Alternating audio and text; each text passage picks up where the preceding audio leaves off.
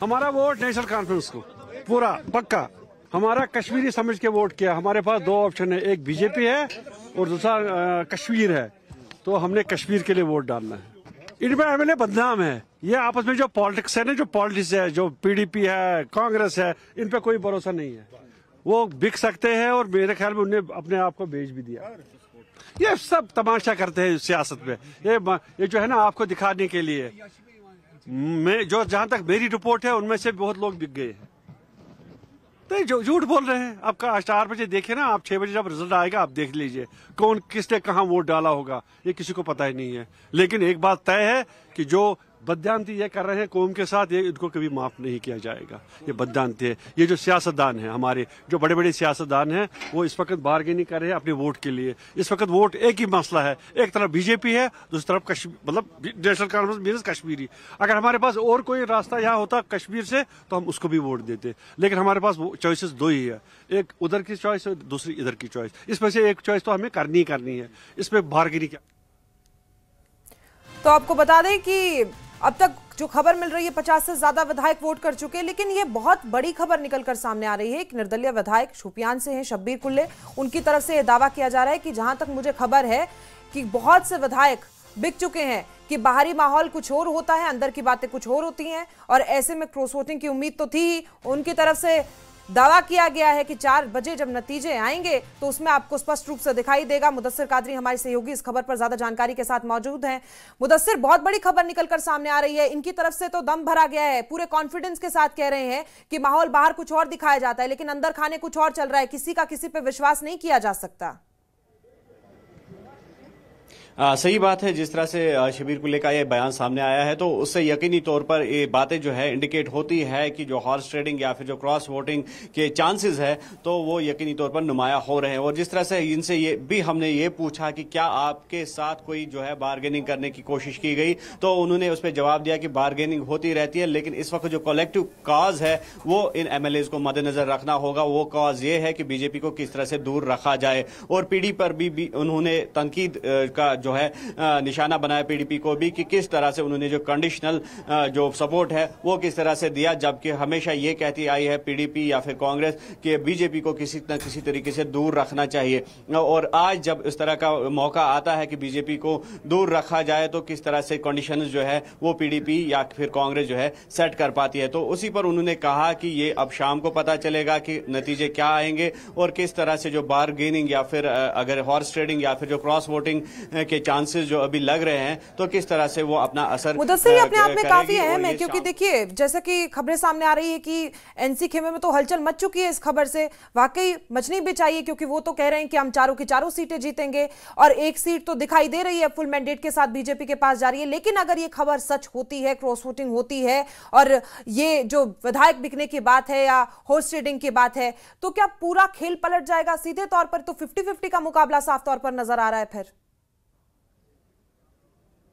नहीं, सही बात है। अगर इस तरह का होता है, जिस तरह से जो एक्सपर्ट्स की अगर हम माने तो अगर क्रॉस वोटिंग होती है या फिर जो हॉर्स ट्रेडिंग होती है तो यकीनी तौर पर गेम जो है वो पलट सकती है। और जिस तरह से हम ये कह सकते हैं, और बीजेपी भी लगातार ये दावा करती आई है कि एक स्ट्रेटजी के तहत वो इन तीनों सीट्स पर जो है लड़ रहे हैं और इन तीनों सीटों को एक सोच विचार और एक प्रॉपर पॉलिसी के तहत इन तीनों सीट्स पर जो है कैंडिडेट खड़े किए गए हैं। तो यकीनी तौर पर बीजेपी की तरफ से हर संभव प्रयास जो है, हर संभव कोशिश जो है वो की होगी कि ताकि ज्यादा से ज्यादा एमएलए जो है उनका समर्थन उनको हासिल हो जाए। ठीक है मुदस्सिर, ये भी बताइए कि आप वहीं मौजूद हैं श्रीनगर में ही, क्या आपके पास इस तरह की कोई खबर आई है कि हॉर्स ट्रेडिंग हुई या कोई बेका है? इस तरह की कोई खबर आई है, आप तक पहुंच पाई है, आपने उनसे बात करने की कोशिश की या कहीं और से भी ये बात उठी हो?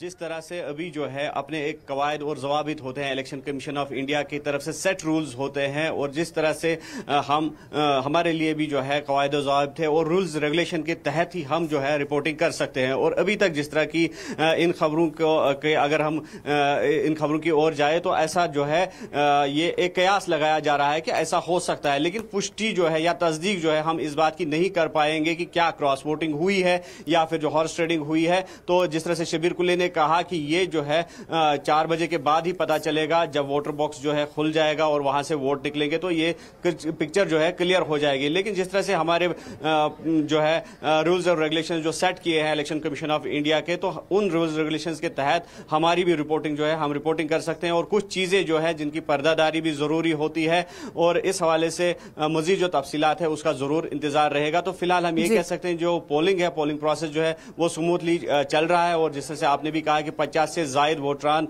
यानी कि विधायकों ने अपना वोट जो है वो कास्ट किया है और जिसमें चीफ मिनिस्टर उमर अब्दुल्ला भी शामिल है और LOP सुनील शर्मा भी शामिल है और जो चीफ विप है कांग्रेस के या बाकी पार्टीज के, तो उन्होंने भी अपना अपना वोट जो है वो यहाँ पे जाहिर तौर पर वक्त बहुत कम बच गया है, नतीजे सामने ही। मुद्दसर, आप हमारे साथ बने रहिए, आगे आपका रुख करेंगे, फिलहाल बढ़ते हैं आगे।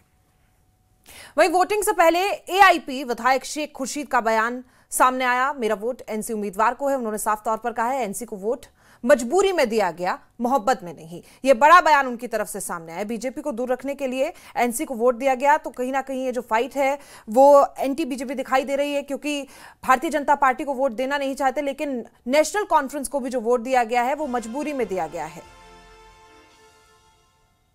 जो इलेक्शन है, राज्यसभा इलेक्शन, तो हमने डिसाइड किया है कि हम बीजेपी के खिलाफ वोट करेंगे, नेशनल कॉन्फ्रेंस को के कैंडिडेट को हम वोट करेंगे, क्योंकि हमारी काफ़ी पॉलिटिकल डिफरेंसेस हैं।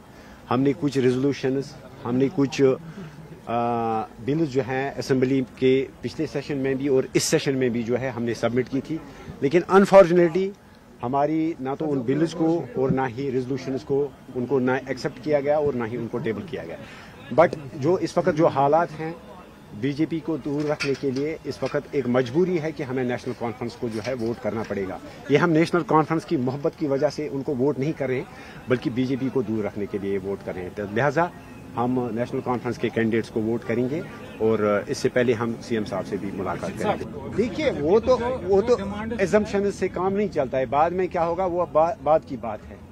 तो जैसा आपने देखा होगा कि 2014 में भी PDP ने कहा कि हम बीजेपी को दूर रखने के लिए जो है हमें वोट दे दीजिए, उसके बाद उन्होंने अलायंस किया।